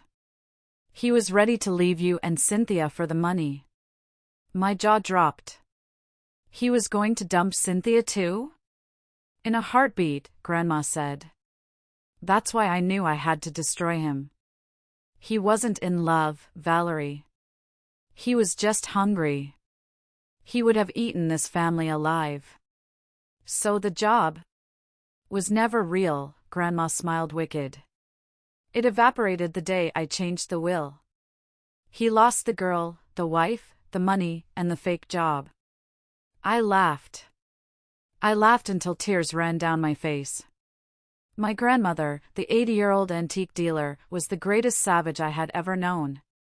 You are terrifying, I told her. I am a green, she corrected. We protect our own. It's been exactly 1 year since that fateful Christmas Eve. Tonight, the green estate is lit up again. But the guest list is different. There are no sycophants. No business partners trying to scam us. It's just family. Real family. I'm wearing the red dress again. It's become my signature. I stand by the fireplace, the same spot where Grandma read the will. Grandma is sitting in her chair, fully recovered, looking regal in blue velvet. Uncle Ray is laughing with Sarah. Toby and Jenny are handing out gifts. Real gifts. Thoughtful things. A drawing for Grandma. A scarf for Uncle Ray. There is a knock at the door. I freeze for a second. Is it Kenneth? Is he trying to crash the party again? I walk to the door and open it. It's Cynthia. She's wearing a simple coat. She looks nervous. She's holding a Tupperware container. I brought cookies, she stammers. Mom said I could come. Just for an hour. If it's okay with you. I promise I won't stay long. I look at her. She's not the glitzy, arrogant girl from last year. She looks humbled. She looks like my sister. Come in, I say, stepping aside. But if you start talking about crypto, I'm kicking you out. She cracks a small smile. Deal. She walks in. It's awkward at first. But then Jenny runs up to her. Aunt Cindy. Children are so forgiving. It breaks my heart and heals it at the same time. Cynthia hugs her, and I see tears in her eyes. She knows she almost lost this. She knows she is on probation. She sits in the corner, grateful just to be in the room. Later that night, after everyone has left, I stand on the balcony overlooking the frozen lake. The air is crisp and clean. I think about the journey. The pain of the betrayal. The terror of the financial ruin. The shame of the gossip. It was the hardest year of my life. But it was also the best. I lost a husband who didn't love me. I lost a fake life that was suffocating me. But look at what I gained. I gained my self-respect. I gained a career I love. I gained a deeper connection with my children. I gained the respect of my grandmother. I look down at my hand. I'm not wearing a wedding ring anymore. My finger feels light. I take a sip of champagne, my own champagne, bought with my own money. Grandma joins me on the balcony. You know, she says, looking at the stars. I didn't change the will just to punish them, Val. I know, I say. I changed it because I saw who you were, she says. You were always the one, Valerie. You just needed to see it yourself. You needed to be pushed into the fire to realize you were made of gold. I smile. Kintsugi, I whisper. What? Nothing, I say. Just, thank you. Merry Christmas, my dear, she says. Merry Christmas, Grandma. The story of how my husband left me for my sister ends here. But my story? My real story? It's just beginning. And let this be a lesson to anyone listening who feels like they are being buried. Maybe you're not being buried. Maybe you're being planted. Stand up. Fight back. And never, ever let them steal your future. Thank you so much for listening to my story. It wasn't easy to share, but I hope it helps someone out there who is facing their own battle. You are stronger than you think. If you enjoyed this story and want to hear more about how I rebuilt my life, please like this video and subscribe to the channel. And remember to comment one if you made it to the end. You guys are the best. See you in the next video. Valerie's journey reminds us that sometimes life's most painful betrayals become our greatest catalysts for transformation. In her story, we witness not just the collapse of a marriage, but the remarkable rebirth of a woman who discovered her own strength when pushed to the edge. What makes this narrative so powerful isn't the satisfying justice served on Christmas Day, but the profound inner journey from victim to victor. The true wealth in life isn't measured by bank accounts or social status, but by our capacity to stand firmly in our truth when everything crumbles. Valerie's evolution teaches us that resilience isn't about avoiding pain, but about finding purpose within it. Her grandmother's wisdom, "You're not being buried, you're being planted," serves as a universal reminder that our darkest moments often contain the seeds of our greatest growth. The betrayal that was meant to destroy her instead revealed her true character and capabilities. As we reflect on this story, consider where in your own life you might be facing challenges that feel overwhelming. Remember that you too possess untapped reservoirs of strength waiting to be discovered. Has there been a moment when adversity revealed something powerful within you that you never knew existed? Share your thoughts in the comments, or simply write good if this message resonated with your own journey through life's inevitable storms.